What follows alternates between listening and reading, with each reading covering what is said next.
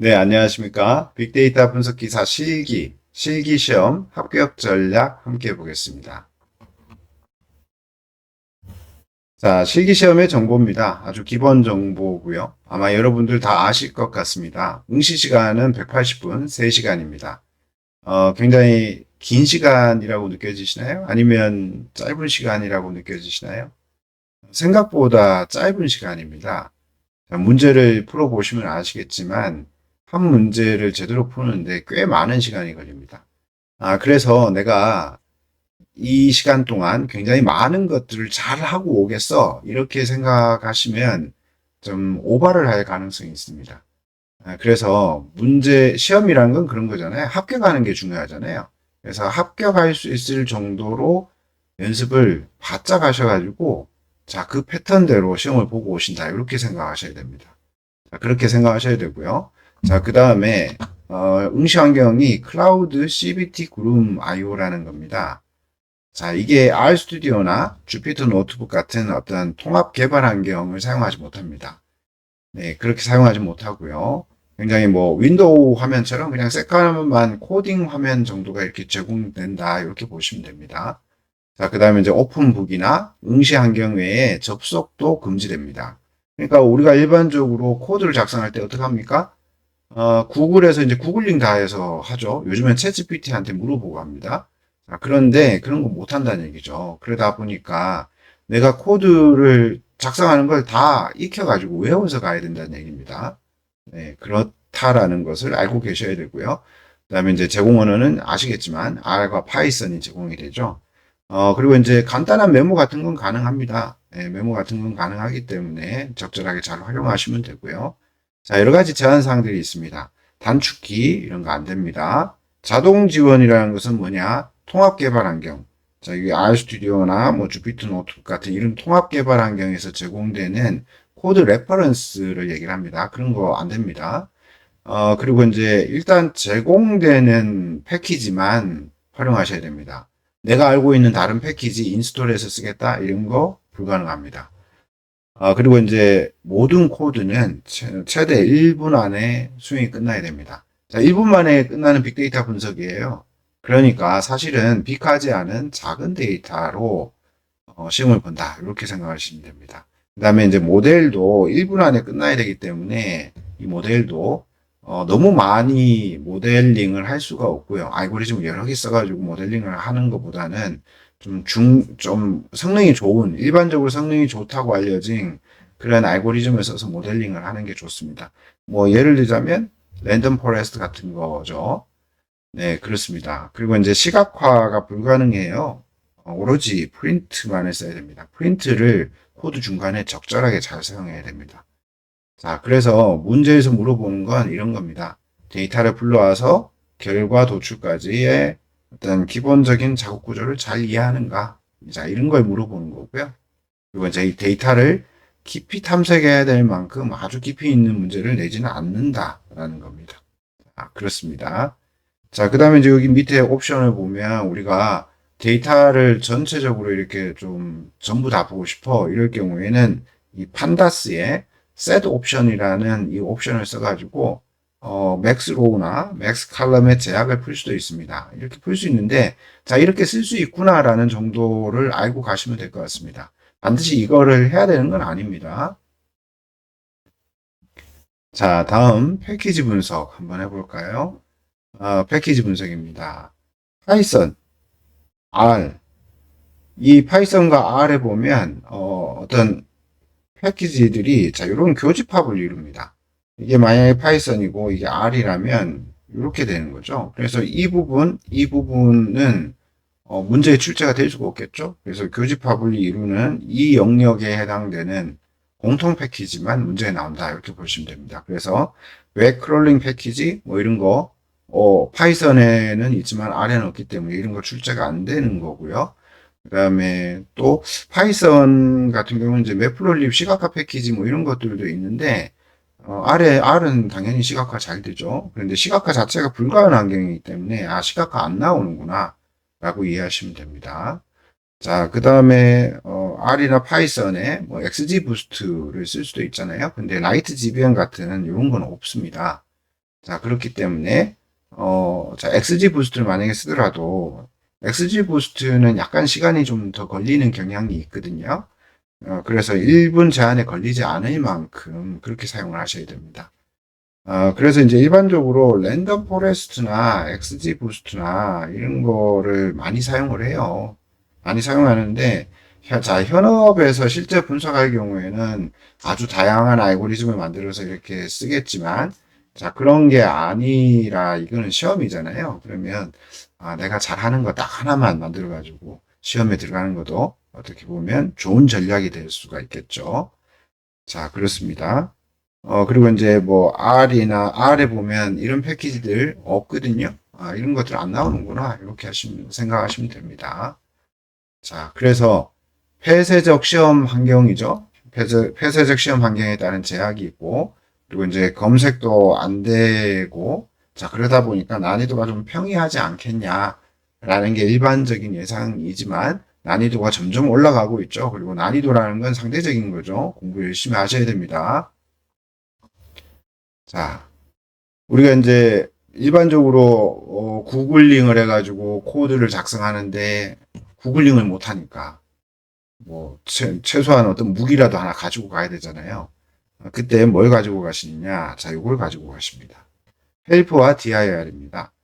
헬프와 dir을 사용을 해서 어떤 패키지에 있는 함수들, 변수들, 뭐 이런 것들을 어떻게 사용하는지를 알아보셔야 됩니다. 그런데 이제 헬프와 dir을 쓰는 것보다는 기본적으로 시험에 자주 나오는 라이브러리 내용은 숙지를 하고 가셔야 되겠죠.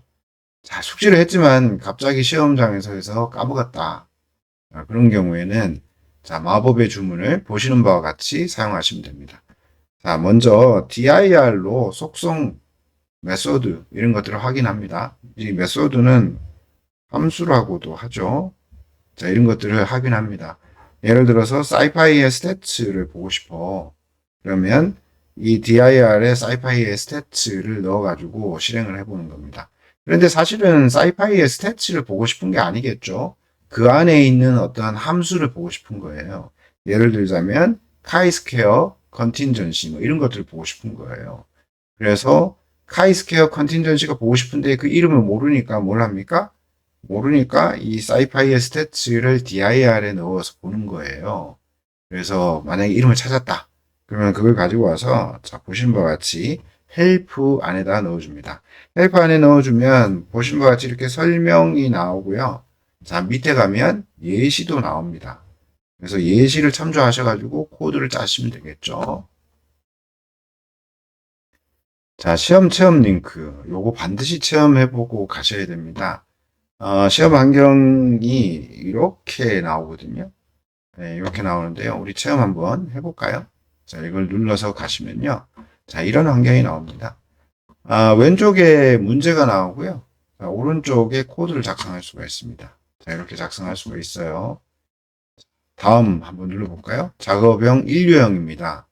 자, 문제가 나오죠? 그리고 이 문제를 기준으로 해서 제출은 어떻게 해라. 뭐 이렇게 되어 있습니다. 이렇게 되어 있고요. 그 다음에 여기 코드를 이렇게 작성할 수가 있죠. 그리고 데이터가 오른쪽에 나옵니다. 그러면 데이터를 보고, 이 내용을 좀 확인하실 수가 있고요. 그 다음에 언어를 선택하는 부분, 초기화, 실행, 테스트 케이스, 테스트 뭐 이렇게 나옵니다. 자, 그리고 여기 메모장이 있어요. 이 메모장을 적절하게 사용하실 수가 있습니다. 자, 이렇게 사용하실 수가 있고요. 네, 그렇죠. 그리고 이제 이걸 실행을 하시잖아요. 실행을 하면 여기에 실행 결과가 이렇게 출력이 됩니다. 자, 예를 들어서 우리가 df라는 걸 하나 읽었잖아요. df.head라고 해서 실행을 하잖아요. 자, 실행을 해보겠습니다. 자, 그러면 어떻게 될까요? 네, 아무도 안 나오는 거예요. 여기다가 프린트를 반드시 해주셔야 됩니다. 자, 이렇게 해주시면 결과가 나옵니다. 그래서 프린트를 적절하게 잘 사용하셔야 됩니다. 자, 이렇게 나오죠? 이렇게 보셔야 됩니다.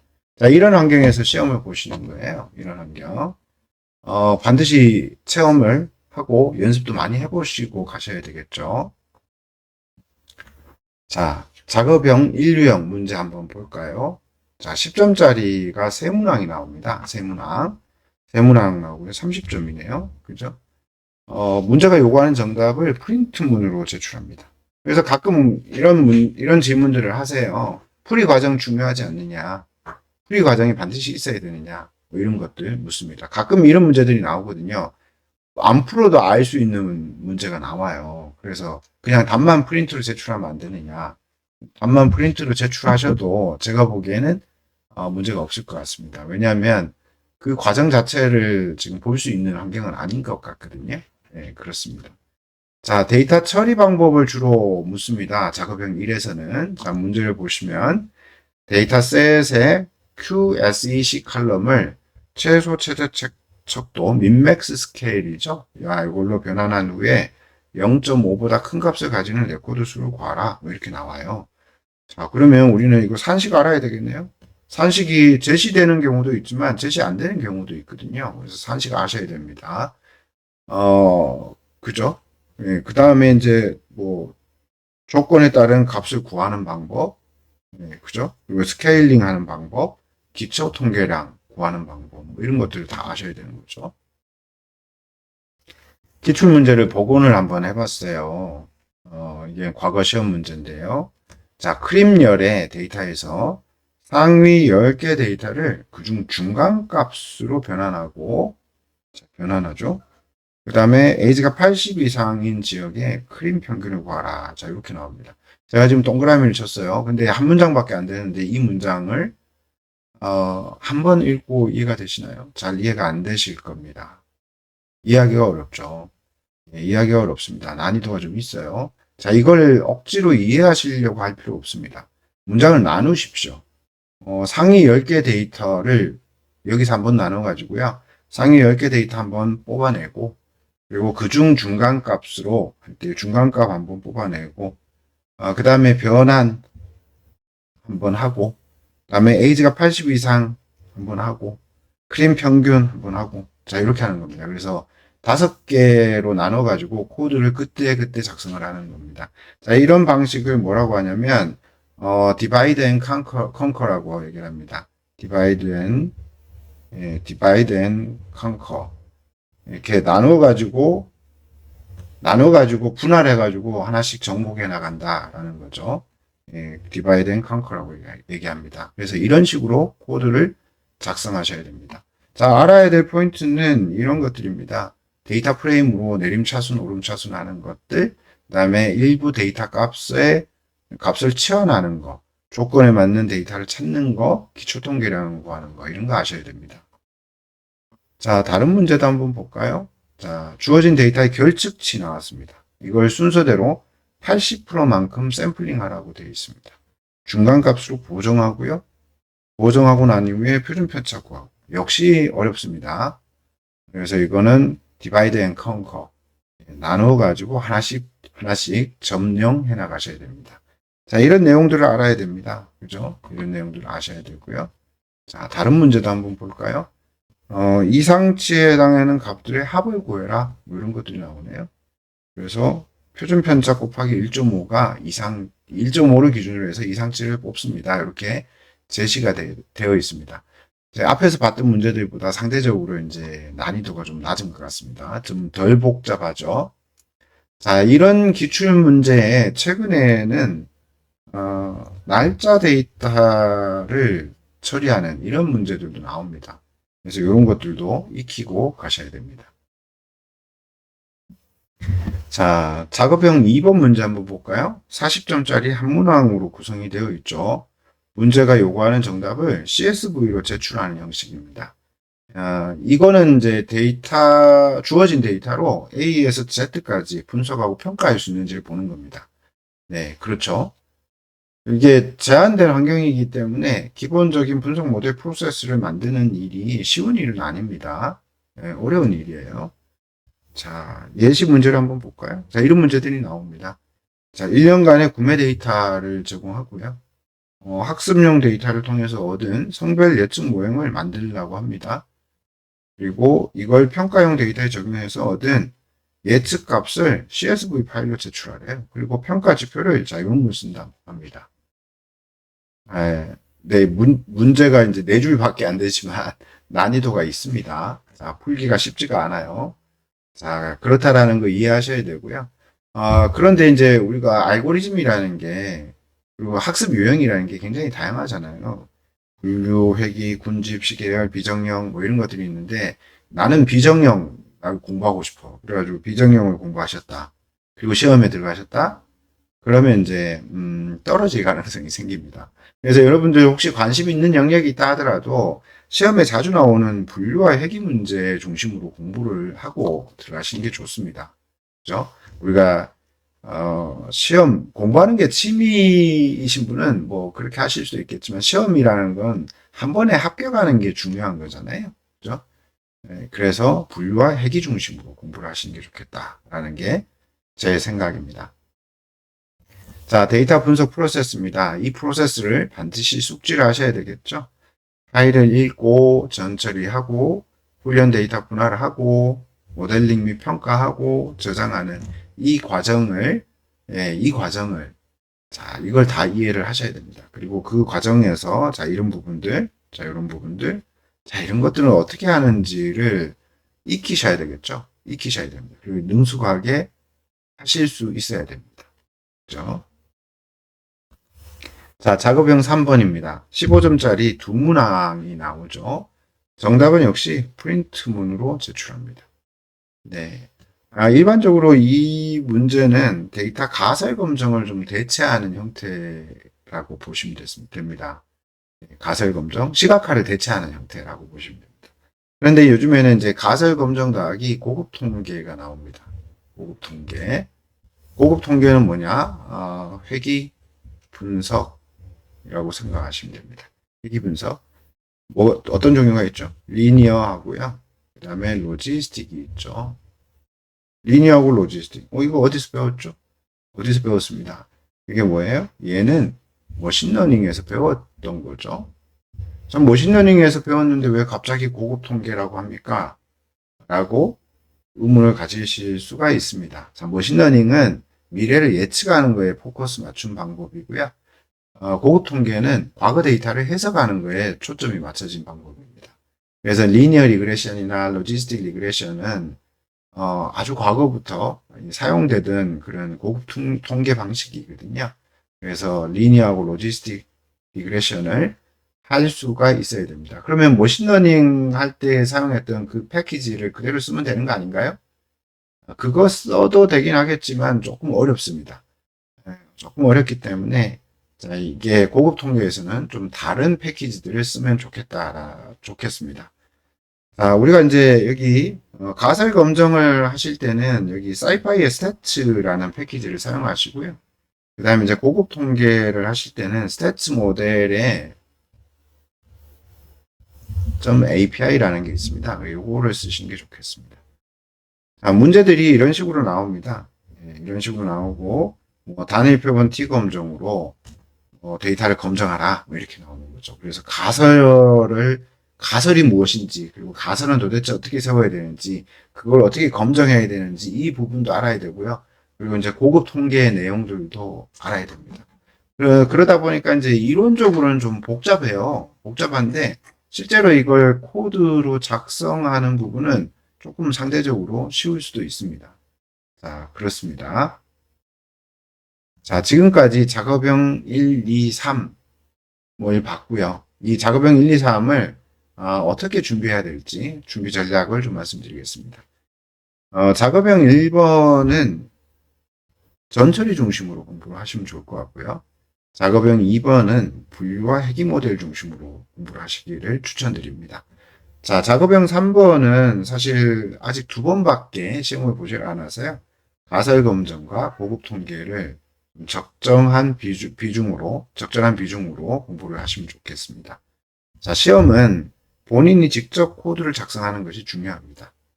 코드 자동 완성 기능 뭐 이런 것들 적용되지 않으니까 노트패드나 아니면 시험 실습 환경 뭐 이런 것들을 이용해서 반드시 연습해 보시고요. 그 다음에 헬프와 dir 이거 사용하는 방법 익히셔야 됩니다. 그리고 작업형 1, 2, 3 있죠? 자, 1, 2, 3 각각 어떤 부분에 치중해야 되는지 다시 한번 확인하시고요. 자, 작업형 2번을 공부하실 때는 단순하고 쉬운 모델을 하나 익혀서 가시기 바랍니다. 저는 랜덤 포레스트를 추천해 드립니다. 예, 요거 하나 추천해 드리고요.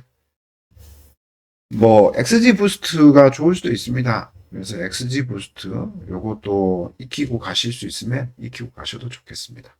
자, 그렇습니다. 그리고 이제 작업용 3번은 가설 검증과 고급 통계를 통계 패키지를 사용해서 실제 수행하는 것을 반드시 연습해 보십시오. 자, 이렇게 실기 시험을 준비하시면 충분히 고득점까지는 아니더라도 충분히 합격하실 수 있을 겁니다. 우리가 60점 합격이잖아요. 뭐 90점으로 합격하나 70점으로 합격하나 65점으로 합격하나 합격은 합격입니다. 그래서 합격에 우선을 두고 공부를 하시면 좋겠습니다. 자, 그러면 실기시험 준비 전략 이상으로 마치도록 하겠습니다. 수고하셨고요. 다음 시간에 뵙도록 하겠습니다. 감사합니다.